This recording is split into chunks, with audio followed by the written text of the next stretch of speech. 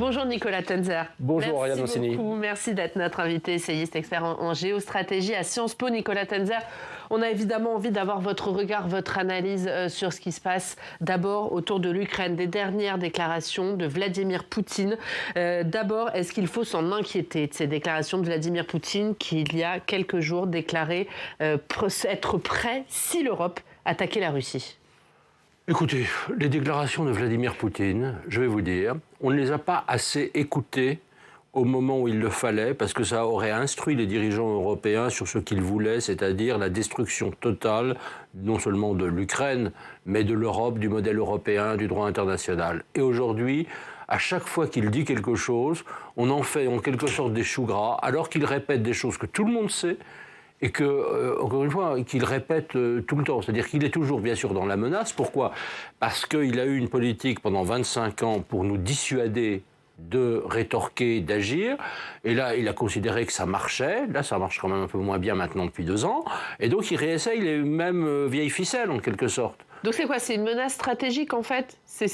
Oui, bien sûr. Alors il y a 2 choses, parce qu'il y a des choses qui sont réelles. Ce qui est réel, c'est qu'il veut détruire l'Europe. C'est-à-dire que, d'ailleurs, si vous aviez un plan de paix, ou soi-disant plan de paix, tel qu'il est aujourd'hui conçu par les Américains, il est certain que ça donnerait à la Russie plus de moyens pour reconstituer ses forces, qui serait un peu libéré du théâtre d'opération ukrainien, ça lui donnerait du répit. Si en plus les sanctions étaient levées, ça permettrait à son économie, qui est vraiment en ruine, de reprendre un peu de couleur. Et là, dans 3 ans, il serait prêt pour attaquer l'Europe, parce que c'est ça son objectif. C'est de détruire l'Europe. Ah oui, détruire l'OTAN. Alors c'est détruire, ça ne veut pas dire nécessairement vitrifier l'Europe et en faire une sorte de gigantesque Hiroshima. Non, c'est pas de cela qu'il s'agit. C'est-à-dire, c'est détruire la cohésion de l'Europe, détruire les principes sur lesquels l'Europe est fondée. Et de ce point de vue-là, c'est très frappant de voir que les crimes de masse qu'il commet et pour lesquels il demande l'impunité, ça voudrait dire pour l'Europe la fin de Nuremberg, parce que l'Europe est fondée sur le principe, quand même, ce principe de punition des crimes de masse. Il veut évidemment mettre en place des gouvernements qui lui sont favorables, des gouvernements notamment illibéraux, notamment d'extrême droite, peut-être d'extrême gauche d'ailleurs aussi, mais en tout cas qui ne respectent pas les principes de l'Europe. C'est ça qu'il veut. C'est ça qu'il veut, parce qu'il veut réécrire complètement, si vous voulez, l'ordre international tel qu'il a été défini après 1945, que ce soit avec l'ONU, que ce soit avec les juridictions internationales, que ce soit avec les accords commerciaux, les obligations diverses, les régulations. Et là, il est dans une phase où il a trouvé un allié inespéré, qui est Donald Trump. Bien sûr, il y a aussi la Chine, hein. La Chine, la Corée du Nord, l'Iran, etc. Mais vous avez cet allié inespéré qui est Donald Trump, qui joue exactement la partition qu'il attend. Mais du coup, parce que là, il dit qu'il est prêt si l'Europe attaque, mais il dit que c'est ridicule de penser que lui va attaquer l'Europe. C'est pas si ridicule que ça. Il y a 2 choses dans cela. Il y a un premier aspect, quand il dit il est ridicule de penser que je vais attaquer l'Europe, il avait dit, mais il est ridicule, c'était 3 semaines ou 2 semaines avant l'invasion à grande échelle de l'Ukraine, mais bien sûr, il n'est pas question, et on voyait par exemple Lavrov, le ministère des étrangères russe, qui disait partout, toutes ces rumeurs, c'est complètement ridicule. Il l'avait dit également à propos de la Tchétchénie, de la Géorgie, etc. Bon, ça c'est la première chose. Deuxièmement, quand en revanche, là où il monte des muscles, il disait « je suis capable, mes troupes sont prêtes », non. Regardez ce qui... Mais non, mais bien sûr, regardez ce qui s'est passé en Ukraine. Je veux dire, en 3 ans et demi de gore total, il ne détient, plutôt il n'a mis la main que sur 19,3% du territoire ukrainien. Même là, il y a des gens qui disent il avance. Il a fait quoi? Il a gagné 700 km² sur un pays de 600 000 km². Je veux dire, ils ne sont pas capables aujourd'hui, mais ça ne veut pas du tout dire qu'ils ne seraient pas capables dans 3 ans si vous aviez ce pseudo-accord de paix en Ukraine. Et on va en parler. Donc ça veut dire qu'il faut quand même se préparer à une attaque dans un futur proche. Ah mais bien sûr. Alors ça ne veut pas du tout dire... Il va pas, oui, 3 ou 5 ans, c'est ce que disent d'ailleurs les chefs d'état-major des armées, non seulement françaises, mais aussi allemandes, polonaises, etc.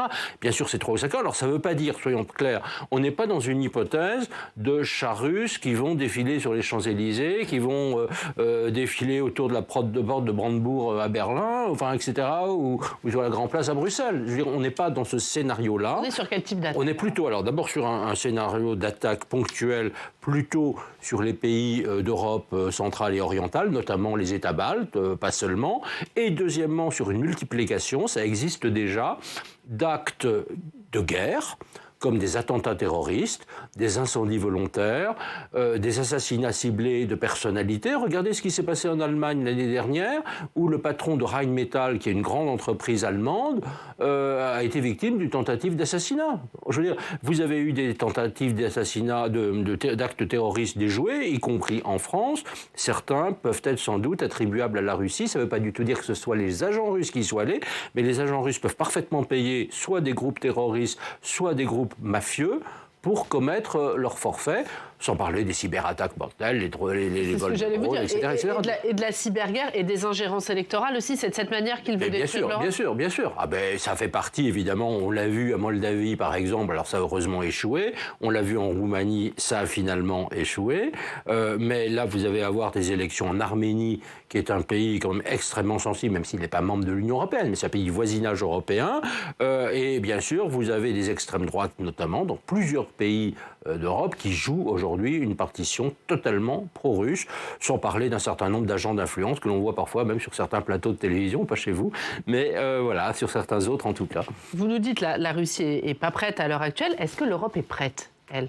Alors, j'allais dire oui et non. L'Europe est prête, d'abord parce que, quand même, si on regarde l'ensemble des armements que l'Europe est capable aujourd'hui d'aligner, en termes d'aviation, de bâtiments de guerre, enfin navires de guerre, etc., je veux dire, on a quand même, et de technologie, si vous voulez embarquer sur nos avions, par exemple, que ce soit sur nos Rafales notamment, ou les équivalents d'autres pays européens, je veux dire, on a la capacité encore une fois, d'affronter directement une menace russe. En revanche, nous avons quelques faiblesses, notamment sur la production d'obus, sur un certain nombre de missiles également, où je pense que nous pourrions développer beaucoup plus, mais nous sommes prêts. Je veux dire, aujourd'hui, je dirais les armées européennes, c'est quelque chose comme 5 fois plus, je dirais, les armées russes. Le PIB de l'Union européenne, c'est 10 fois le PIB de la Russie. Donc arrêtons d'avoir peur, nous sommes prêts, mais en revanche, il y a quand même quelques segments où nous devons faire des efforts importants, nous devons aligner plus d'hommes, parce qu'aujourd'hui, notre taille d'armée, ça on le sait bien, était une taille d'armée faite pour les opérations extérieures. Là, nous avons passé à quelque chose qui s'appelle la défense territoriale de l'Europe. Donc on doit changer complètement d'échelle. Il y a des pays européens, plusieurs pays européens qui relancent des services militaires, volontaires ou obligatoires. Est-ce que ça peut faire partie d'une dissuasion stratégique vis-à-vis de la Russie ou pas ? Alors oui, bien sûr, c'est un très bon signe. C'est un signe, je dirais, parce que tout simplement, on s'aperçoit que les armées de la plupart des pays de l'Européen ne sont pas assez... Alors, pour certaines, ne sont pas assez professionnalisées. Ce n'est pas le cas en France, où on a une armée de très grande qualité professionnalisée, mais on a une armée qui n'est pas assez nombreuse. Donc, il faut absolument la renforcer. Et bien sûr, je pense que le président de la République espère que ce service volontaire sera un service qui va attirer aussi des vocations. Alors, les effets, quand même, ne sont pas immédiats. On le sait. D'abord parce que la formation ou la professionnalisation de jeunes, ça prend un certain nombre de temps, mais on a besoin de plus de monde pour assurer cette défense territoriale de l'Europe. Et puis il y a notre propre défense territoriale, où là nous avons des réservistes, mais il faut professionnaliser la réserve. En revanche, je fais quand même partie de la génération qui a fait un service militaire, je veux dire, il ne fallait absolument pas rétablir la conscription obligatoire, ça n'aurait pas de sens sur un plan strictement, je dirais, opérationnel, sur un plan d'efficacité militaire, ça n'a pas de sens. Sur la guerre en Ukraine, à l'heure actuelle, qui a l'avantage, l'Ukraine ou la Russie ? Alors aujourd'hui, j'allais dire, c'est ni l'un ni l'autre, mais je dirais la Russie aujourd'hui ne peut pas gagner, soyons parfaitement clairs. L'Ukraine aujourd'hui n'a pas encore les moyens de reconquérir tous les territoires perdus, ça c'est tout à fait évident. En revanche, elle tient et elle porte de plus en plus des coups déterminants à la Russie. On le voit par exemple avec les attaques sur les infrastructures pétrolières, dépôts de carburant, raffineries, sur un certain nombre de bases militaires, sur maintenant les navires de la flotte franco-russe qui contournent les sanctions sur le pétrole. Et cela va augmenter. L'Ukraine, c'est cette année 4 millions de drones produits, la meilleure technologie de drones au monde, au point que vous aviez d'ailleurs une association, vous savez, dans la coopération militaire, je dirais, entre la France, par exemple, et l'Ukraine, d'ailleurs entre la Pologne et l'Ukraine également, parce que, tout simplement, les capacités ukrainiennes sur le plan technologique sont uniques au monde. Et donc, vous savez, moi, je me rappelle de plusieurs discussions que j'ai pu avoir en Ukraine au cours des dernières années, tout le monde me dit, les Ukrainiens me disent, mais écoutez, nous, ce que nous voulons, c'est conquérir notre autonomie stratégique, hein, je veux dire, terme qui a été popularisé par Emmanuel Macron, mais nous voulons conquérir notre autonomie stratégique parce qu'in fine, nous savons que nous nous défendrons tout seuls. D'ailleurs, c'est ce qu'ils font. Et je pense que là-dessus, nous, Européens, nous devrions faire beaucoup plus. Nous devrions envisager quand même très vite de mettre en place l'initiative Sky Shield, c'est-à-dire l'initiative de protection du ciel aérien pour protéger les civils ukrainiens contre les incursions de missiles et de drones russes. Il faudrait y aller très vite. Voilà. Et puis je pense qu'à certains moments, nous devrons d'une manière ou d'une autre que nos forces armées, probablement surtout la composante aérienne, s'engagent directement. Parce que tout simplement, la Russie nous menace tous directement. Et on ne gagne pas une guerre contre un ennemi implacable qui a décidé de lancer une guerre totale en refusant de la faire. Un mot sur ce qui se passe en Ukraine. Un très très proche de Volodymyr Zelensky, Yermak, a été empêtré dans un scandale de corruption. Il a démissionné. Est-ce que ça affaiblit la position ukrainienne et est-ce que ça atteint le moral de la nation ukrainienne aussi ? Alors, deux choses. Bien sûr, ça affaiblit la position de l'Ukraine, en ce sens que vous avez évidemment tous les propagandistes pro-russes qui s'en donnent à cœur joie pour essayer auprès de Trump et des opinions publiques européennes de calomnier l'Ukraine. L'Ukraine, effectivement, je ne vais pas dire c'est brillant brillante en matière de corruption, 104e place. Bon, la Russie, c'est 155, hein. Donc je veux dire, c'est pas la Russie qui va donner des leçons, mais il y a quand même énormément à faire. Il y a une mobilisation de la société ukrainienne sur ces sujets, et moi je vois que les mêmes activistes, notamment les activistes ukrainiennes, qui se battent contre la corruption, qui vont rien laisser passer, ce sont les mêmes d'ailleurs qui sont dans la défense de l'Ukraine. Donc ça a un effet. La tête de Yermak a été demandée depuis très longtemps par une grande partie de l'opinion ukrainienne, y compris favorable au président Zelensky, pas seulement des gens d'opposition, parce qu'il concentrait trop de pouvoir aussi, il était très autoritaire et on l'accusait de surprotéger le président, ce qui n'était pas une bonne chose. Maintenant, si vous demandez à l'opinion ukrainienne est-ce qu'il faut continuer la lutte contre la corruption, faire beaucoup plus? Oui. Est-ce que pour autant nous ne sommes pas derrière le président Zelensky dans la conduite de la guerre? Non, nous sommes derrière le président Zelensky, c'est ce que disent tous les Ukrainiens, dans la conduite de la guerre. Alors ça ne veut pas du tout dire que demain, après la guerre, il va être réélu, qu'on ne lui reprochera pas tout cela. Ça, c'est un autre sujet de politique intérieure, mais ça n'a pas d'impact, si vous voulez, sur la cohésion de la nation, qui ne veut pas entendre parler de manière majoritaire d'un pseudo-traité de paix. Sur le plan de paix, est-ce que Donald Trump, d'abord, peut aboutir, selon vous, à un plan de paix? Alors, il n'aboutira pas à la paix, ça on le sait. 2, ce n'est pas son véritable objectif, sauf effectivement avoir un machin qui s'appelle traité de paix qui signe en bas pour essayer de recevoir son prix Nobel. Mais surtout, je veux dire, si vous avez un accord entre les Russes et les Américains, qui sera d'ailleurs surtout un accord de corruption, un pacte de corruption, un accord commercial, de business, hein, entre les gens du business en Russie et aux États-Unis, c'est pas pour cela qu'il s'imposera à l'Ukraine et qu'il s'imposera à l'Europe. Dans leur coin, ils peuvent signer quelque chose. Alors, et peut-être qu'ils le feront, in fine, j'en sais rien. Mais encore une fois, ça ne nous engage pas. Mais en revanche, ce que nous devons savoir, c'est que premièrement, moi je suis convaincu qu'il n'y aura pas d'accord de paix. Et que ce n'est pas une mauvaise chose, parce qu'il ne peut pas y avoir d'accord de paix avec la Russie. Parce que la Russie, encore une fois, veut cette destruction dont je parlais, veut soumettre complètement... L'Europe n'a pas intérêt à un accord de paix, parce que ça permettrait à mais bien sûr, et je pense qu'aujourd'hui, les Européens... Voilà, exactement, et je pense qu'aujourd'hui, les Européens, quand ils disent, voilà, il faut parvenir, il faut continuer à négocier, ils sont, d'ailleurs, ils le savent, les dirigeants européens, ils sont dans une sorte de jeu de mots, de théâtre d'ombre, ils sont dans une sorte de répétition des vieux mantras diplomatiques, qui, avec la Russie, n'ont pas de sens. Ça n'a aucun sens aujourd'hui. Je veux dire, la Russie ne veut pas la paix. Et même s'il y avait une sorte de trêve, si vous voulez, de cesser le feu, ce serait un moyen pour la Russie de regagner des forces. Donc, soyons très, très attentifs à tout cela. Mais du coup, si l'Europe n'a pas intérêt à la paix, comment on s'en sort de... Il faut gagner la guerre. Il faut gagner la guerre. Je veux dire, on est dans un scénario qui est quand même un scénario de 1945.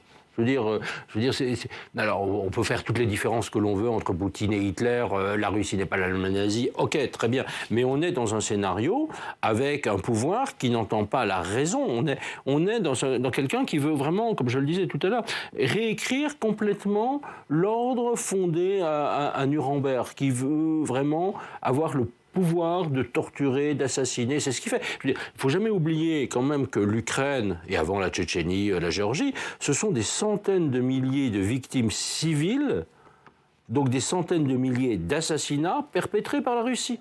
Je veux dire, cette réalité-là, elle reste avec nous. Elle reste avec nous dans chaque ville conquise par la Russie. Vous avez à chaque fois des chambres de torture qui sont installées. Vous avez, Madame Zelenska était à Paris récemment, elle a parlé de l'initiative Bring Kids Back, faites revenir les enfants. Vous avez plus de 20 000 enfants déportés de force par la Russie, pour un certain nombre d'entre eux sur les territoires occupés qui commencent déjà à être enrôlés. Si vous avez des territoires qui restent cédés à la Russie, vous allez avoir 1,6 million d'enfants et d'adolescents qui vont être enrôlés dans l'armée russe pour servir de chair à canon contre leurs frères et sœurs ukrainiens et demain contre l'Europe. Mais est-ce que là, les Européens, ils ne sont pas pris de vitesse par les États-Unis de Donald Trump, et est-ce que l'Ukraine ne va pas se retrouver contrainte de devoir céder des territoires? Je dirais l'Ukraine n'est pas du tout contrainte. Je veux dire encore une fois, l'Ukraine a la capacité aujourd'hui de résister. Et bien sûr, l'Europe doit faire plus, doit donner beaucoup plus d'armement, mais elle a cette capacité de résister. C'est pas... Alors, bien sûr, on va dire si les États-Unis, d'ailleurs c'est ce qu'ils vont faire un jour ou l'autre, retirent leurs renseignements militaires, ça va poser un problème, d'ailleurs surtout pour l'observation des missiles russes qui arrivent sur le territoire ukrainien. Est-ce que l'Europe ne pourra pas compenser? Pour ça, ils sont en train de progresser, mais pas immédiatement. Mais ce n'est pas sur le champ de bataille. C'est pour la protection, effectivement, des civils. Et ça pose un véritable problème. Mais ça ne veut pas du tout dire qu'on est dans l'effondrement. Je veux dire, et de toute manière, je veux dire, les Européens doivent être clairs là-dessus. Aujourd'hui, les États-Unis ne sont plus notre allié, ils sont devenus notre ennemi. Emmanuel Macron achève sa 4e visite d'État en Chine. Xi Jinping a opposé hier une fin de non-recevoir aux demandes du chef de l'État français de faire pression sur la Russie pour un cessez-le-feu. C'était prévisible ou c'est un échec d'Emmanuel Macron? Non, c'était totalement prévisible. Je pense qu'Emmanuel Macron a eu raison de l'évoquer, bien sûr, parce qu'il est important de rappeler quand même un certain nombre de règles, de principes. En revanche, je suis totalement certain qu'il ne se faisait absolument pas d'illusions. Je pense qu'il y a 2 ans, il était encore dans l'illusion qu'on pourrait jouer la Chine contre la Russie. De même qu'il y a 5-6 ans, il était dans l'illusion qu'on pouvait jouer la Russie pour se protéger de la Chine. Donc tout ceci, évidemment, ce sont des coqs-cigrues invraisemblables. Ça n'a aucun sens. Aujourd'hui, je pense qu'il est parfaitement réaliste. D'ailleurs, il suffit de regarder. La Chine livre des armements à la Russie, fournit ce qu'on appelle des composants à double usage, c'est-à-dire qui servent, des composants civils qui servent, je dirais, à fabriquer du matériel militaire, achète du pétrole russe, et de toute manière, Xi Jinping, à la différence de Jiang Zemin et de Hu Jintao, de ses prédécesseurs, est sur un projet de réécriture complet de l'ordre international. Donc ils sont alignés, ils ne sont pas, je dirais pas alliés, parce que je veux dire, il y a un grand partenaire et un tout petit derrière, ouais. Le grand étant la Chine, le tout petit étant la Russie. Mais juste quel rôle joue la Chine dans cette guerre en Ukraine? Est-ce qu'ils sont neutres ou est-ce qu'ils sont des soutiens russes déguisés? Ce sont des soutiens de la Russie, de même que l'Inde et le Brésil, soyons parfaitement clairs. De quelle manière ils aident la Russie? Ils aident la Russie, justement, d'abord en fournissant des armes, en achetant, donnant de l'argent, en ayant des accords de coopération très larges, très avantageux pour la Chine. Parce qu'in fine, bien sûr, c'est la Chine qui va mettre la main, je dirais, de fait, sur les richesses russes. Parce que il y a un écart de puissance tel entre les deux qu'il n'y a pas... Mais aujourd'hui, disons, la Russie est en quelque sorte un instrument qui fait le sale boulot dans le cadre des ambitions idéologiques de Xi Jinping, qui est effectivement la réécriture du droit international. Je vais vous donner un seul exemple. Vous savez, la Chine ça a été très inaperçu en France, en mai de cette année, a créé à Hong Kong, désormais sous le joug chinois total, une organisation internationale de la médiation, qui vise à apporter la médiation dans les conflits internationaux, mais à la mode chinoise. Tout simplement parce que vous avez une institution internationale, qui est la Cour permanente d'arbitrage, qui est une des grandes juridictions internationales, sises à La Haye comme les autres juridictions internationales, qui a donné tort à la Chine dans le conflit sur la délimitation des zones dans la mer de Chine méridionale. Et ils ont dit non, mais nous, on va donner notre vision du droit international. Et vous avez déjà 37 ou 38 États qui sont membres de cette organisation pour contester toutes les organisations qui ont été créées après la Seconde Guerre mondiale. Donc il y a aujourd'hui un révisionnisme chinois qui est absolument total. Et en plus, la Chine regarde ça aussi de très près, parce que si l'Europe, même plus question des États-Unis, cède sur l'Ukraine, ben, la Chine va se dire, ben, nous, on n'a aucune raison de ne pas aller envahir Taïwan, parce qu'on sait très bien qu'il ne bougera pas. Donc c'est aussi un test, et la Chine regarde ça évidemment de très près. Mais quand Xi Jinping dit qu'il soutient tous les efforts de paix, il faut le croire ou pas ? On est vraiment, vous savez, on est dans, je dirais, de la poudre aux yeux. Je veux dire, on n'est pas avec un pouvoir pacifique. La seule chose, semble-t-il, qui soit réelle, c'est que la Chine a dissuadé un peu la Russie d'utiliser l'arme nucléaire. Ça, c'est vraisemblable. Est-ce qu'il l'aurait fait ? C'est pas complètement exclu qu'ils auraient pu le faire. Personne ne sait. Ça veut dire que la Chine, si elle le voulait, elle pourrait faire pression sur Poutine pour. Bien sûr, mais non, encore une fois, je veux dire, le pouvoir économique est tel. Parce qu'il suffit que la Chine dise, écoutez, Poutine, si vous ne m'obéissez pas, on arrête de vous acheter du pétrole. Ça a immédiatement un impact, je dirais, sur les finances et donc le financement de la guerre russe. Merci Nicolas Tenzer. Merci beaucoup d'avoir livré votre analyse. Votre dernier livre le mentionne, Fin de la politique des grandes puissances. C'est aux éditions de l'Observatoire. Merci beaucoup d'avoir été notre invité et de nous avoir éclairé sur ce qui se passe actuellement.